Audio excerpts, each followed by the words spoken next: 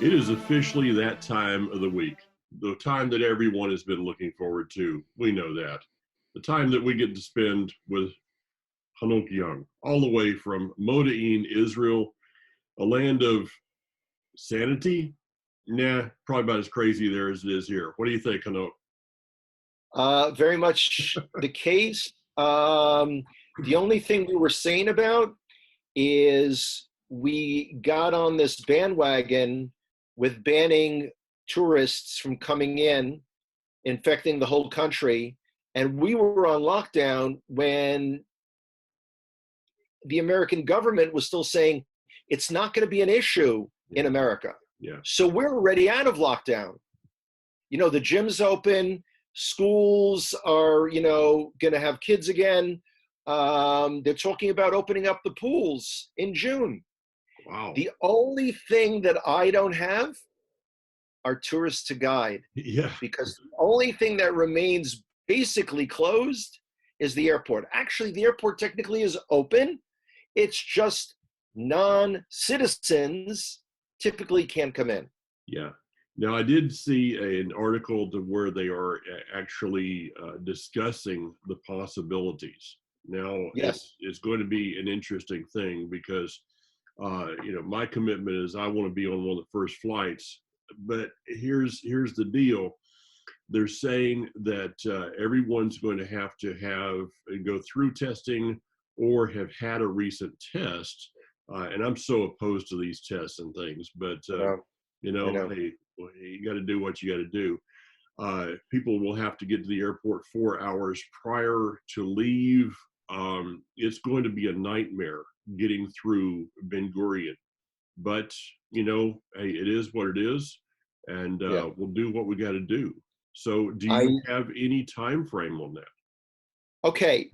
The What was so interesting is when this whole thing really hit the fan, and we went into lockdown in early March.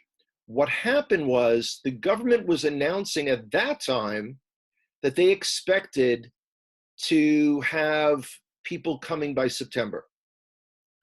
Now, I am not fully sure what they were basing it on at the time, because at that time they were also forecasting, God forbid, 60,000 fatalities from this in Israel. And thank God we're still well under 300. So that's amazing. What I'm wondering about is I was reading something about, I think it's Delta in the US, that was like seating people every other seat. Now, if they are going to be a third less passengers on every flight, my expectation is that the airfare will go up. But, this remains to be seen. I've checked El Al flights from New York to Israel in December, and it's about $1,020 round trip. I was looking at United right now is looking like 1,700 is the. I mean that's way beyond what I've ever paid for a flight over there. Yeah. During the Oslo War, the so-called Intifada, flight prices. What they did is they cut the number of flights over, Yeah. and in truth, they never really picked up all of the flights that they had, prior to. It was pretty close to normal, I think. So it's going to be a wait and see. Airlines that have said that, like American and others, it's not like the airlines have ever, said something and done something else. They've never So heard that's going to that. happen. Oh, that's way out. They said that they would hold that middle seat. Then they didn't, and people are freaking out. I cannot imagine being on a hollow metal tube, 39,000 feet above the ocean for 10 hours, piloted by a guy named Bob, and I've got a mask on. That's that might be a little bit tough. So we'll see what Well, happens. That, of But course, and breathing the same air for those 10 hours. yeah. So we'll see. I'd have to have my skin defense, and I'd probably just kind of put it intravenously into my wherever. So let's talk about a couple of other things. In the midst of this, the Palestinians are still, well, let's just say they're still being Palestinians. We see a recent, just in moments ago, the news came up of a ramming attack in Hebron, an area that Yeah, is very dear to your heart, right? sure, absolutely, without a doubt. Yeah, Yeah, you, strong connections to Hebron. yeah, Having gotten arrested there many years ago, it's Hebron's an amazing place. Again, one of those places that most tourists never get to. yeah. It's And for amazing. those that wonder about the significance of Hebron, it's the cave of Machpelah, which is pronounced different in Hebrew than it is in Southern. But this is the burial place of the patriarchs, possibly even going back to Adam and Hava. So it's a significant place. What's the Jewish population in Hebron now? I think it's a little under 5,000. I'd have to check. It's been a while since I've looked at those numbers. And it's surrounded by, was it 20,000 Palestinians, Arabs? In Hebron, Yeah, more than 80,000. 80,000 now. Okay, so yeah, Yeah, imagine I getting up think every morning. I think it's even crossed 100,000. Wow. Imagine waking up every morning. You're in a little town with 5,000 people and you have 100,000 around you that hate you. Um, that's what life is like there. But it's not just there. Up on there was an IDF soldier that died the other day. Could you give us some details on that? Sure, there was an operation in one of the villages occupied by the Palestinian Authority to arrest some terrorists, and one of the soldiers was killed because a brick had been thrown off the roof, hitting him in the head and killing him.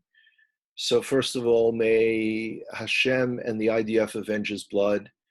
And we have to root out all of these terrorists. It's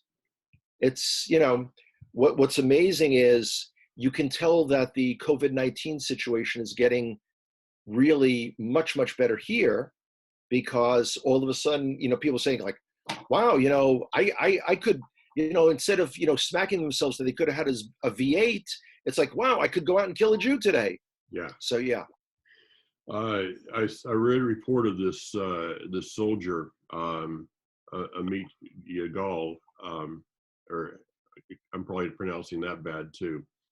But the report is that he actually caused a couple of the other soldiers. He saw the rocks being thrown. He pushed them to the side or told them to get to the side, and then he was the one that took Yeah. the larger one, which actually split his helmet and a fatal blow to his head. So, I mean, that man, we have this thing in America right now of hero status. And yes, there are people that have done some very heroic things, but showing up at it bothers me. Kathy came in, and I saw it the other day, a sign, and this is not anything against postal workers, but over at Franklin post office, it says, heroes work here. Listen, you signed up to do the job of handing out letters. Okay, it's a great job. People need that. But to me, that's not hero status. No, This no, man, not quite. Not that's quite. hero status. So I'm sure that Without a doubt. somebody might take exception to what I say, but I'm very, it's very difficult for me to see this word hero watered down. I mean, I go to Lowe's and I get my Lowe's card. I have a discount because of a veteran status, and they say, "Thank you for your service." And there's a parking place out front that says, veterans only. I've never parked in that spot because I was not in the Army during a time of war. The only thing that I suffered through was Jimmy Carter, which well, okay, we might could go somewhere with that, but All of America suffered through Jimmy Carter. yeah, I don't see myself worthy of parking in that spot for what I did. So that's another subject. Let's go to a place, kind of an obscure place in your mind, somewhere that you probably don't think about more than once every 3 or 4 seconds, and that's the Harabite, the Temple Mount. Yes, the Temple Mount. What is going on with this thing with Jordan? Okay, it appears that well, it was revealed that Jews are being prevented from going to the Temple Mount in a deal that, for instance, the Islamic Waqf, the Muslim Religious Council, banned prayers at the Al-Aqsa Mosque, that's the gray colored dome, and the El Marwani Mosque, which is the one underground. Just as a word to our listeners, the Dome of the Rock is a shrine, it's not a mosque. Right. People don't pray in there. Okay, so having said that, group prayers were prohibited. Now, why did they stop Jews from going up? My concern is that there's a connection with this and the American quote unquote deal of the century. Because there's conflicting language in it about prayer rights on the Temple Mount and the status quo. Okay.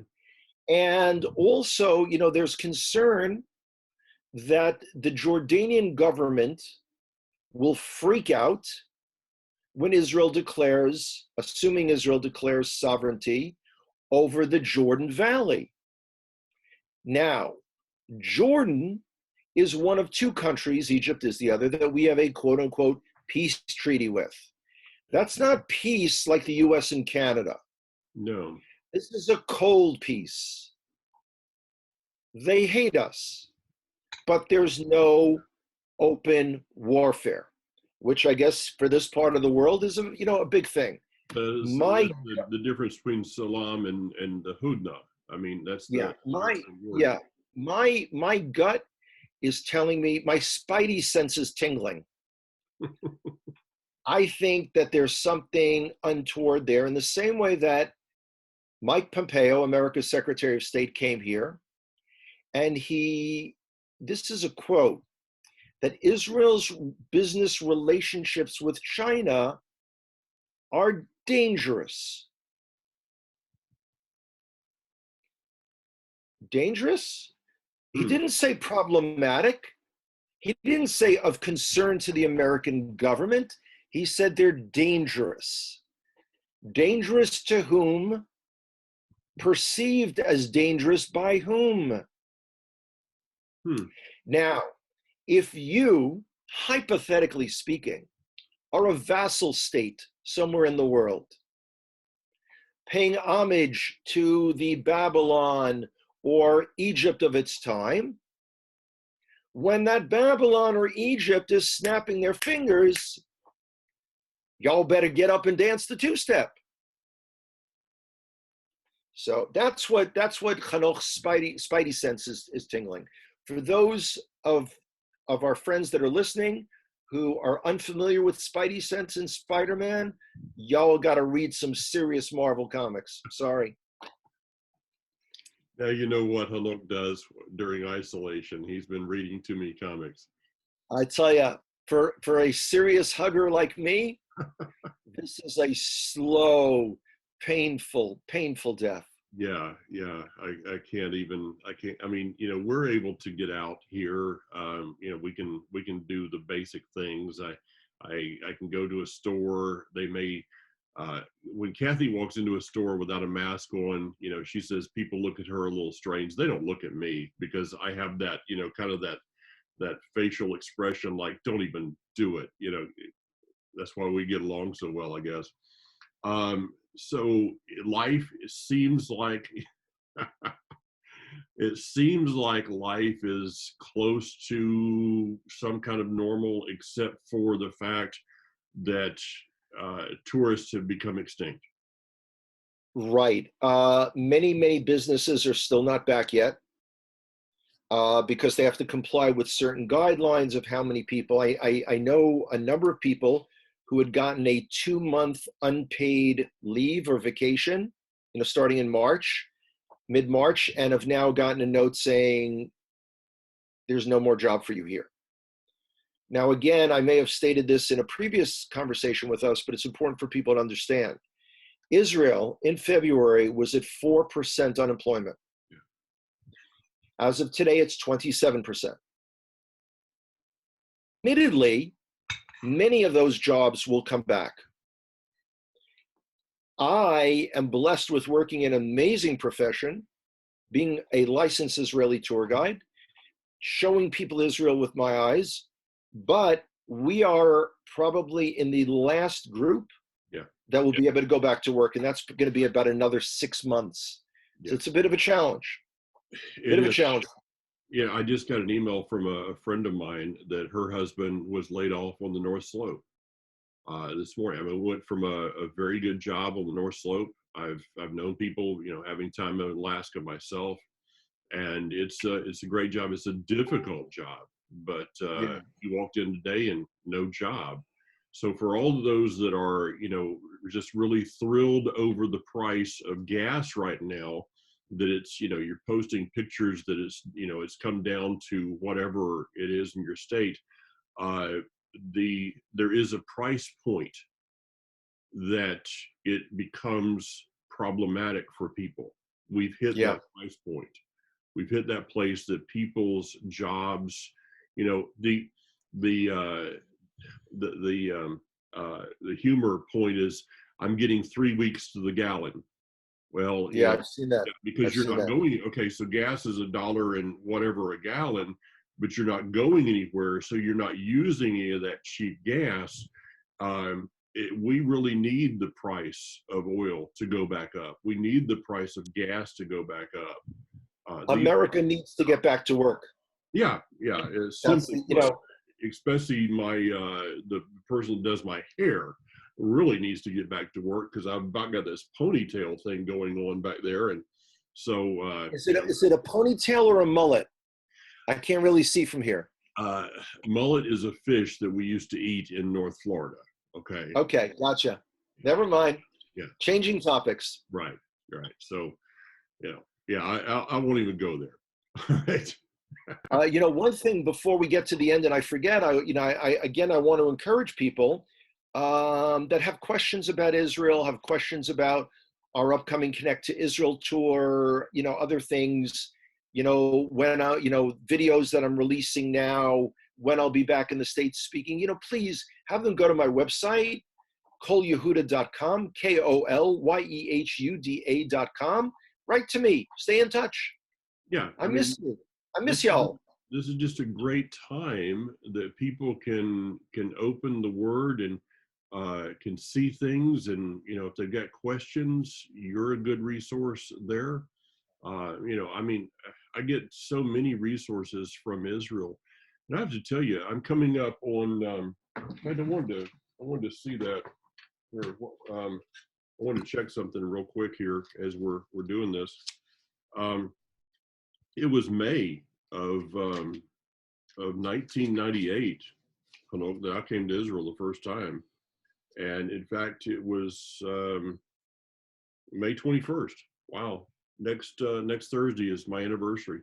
Well, happy almost anniversary. Really? I know. Oh, and we miss you, man.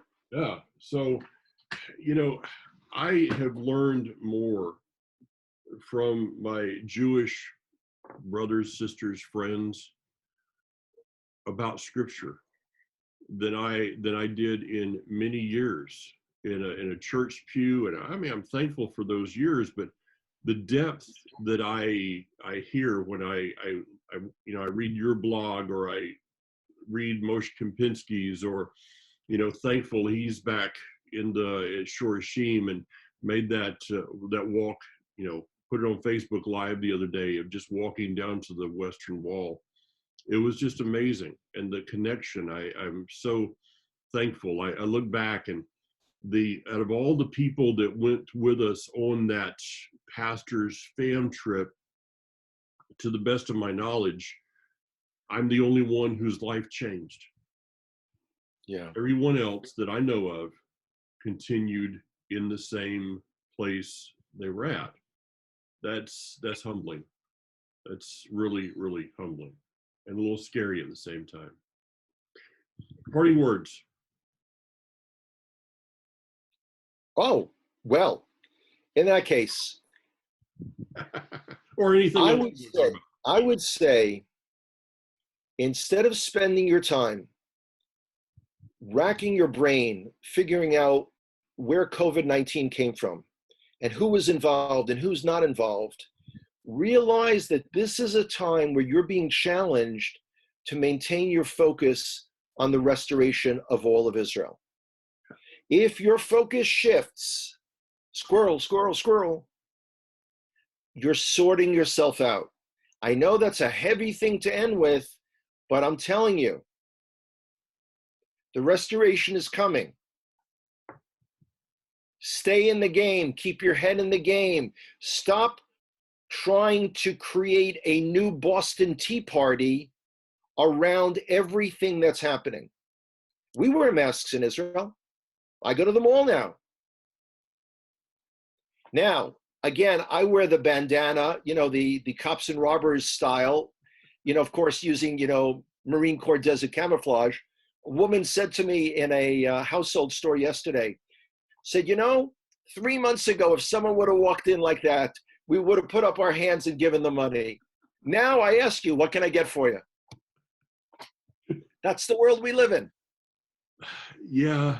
But and again, I'm not telling our listeners you shouldn't feel, I know people resent it. They don't want to wear it. They don't like their governor. They don't like the federal government, whatever it is. Don't lose your focus on the restoration. Yeah. That's what it's all about. I totally agree with you. One thing on that with the masks, I know you and I have talked about childhood things, or childish, whichever. You do your throwback Thursday picture today on Facebook was, you with your thoughtful look. You really looked like somebody should have carved an image of the thinker there. Like this? Yeah. The problem is that I probably know what you were thinking about, which, that would hurt people. But there's things that happen in our childhood that we spend the rest of our lives dealing with. I don't care how much a person said, no, I'm over that. No, we spend our life dealing with it. What is it today for the children? The children that are being raised in the midst of this time, I'm not going to put an adjective there, that are being raised in a time in which they're seeing everyone walk around with masks on. Their parents are, oh, get over here, a fear of people. Yeah. This is the early things that are being put into their brains of fear for people. This is beyond, at the time of the Oslo War, people were very, you're walking around Israel looking at everybody because you're looking for wires that are attached to a bomb. Okay, that's tough. But now you're afraid of innocent people. You're afraid of everyone. What is that going to be in a generation that's being raised right now?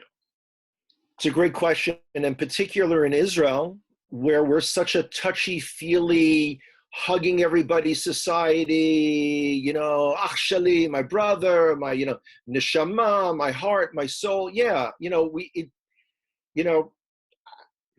don't know. I saw a great meme, which, basically was trying to give a percentage of your risk, going back to the regular handshake.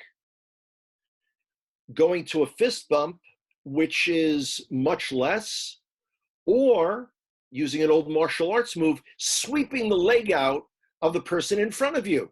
No risk at all. I like that. On that note, On that note is why we don't do an image of what you were thinking in that photo.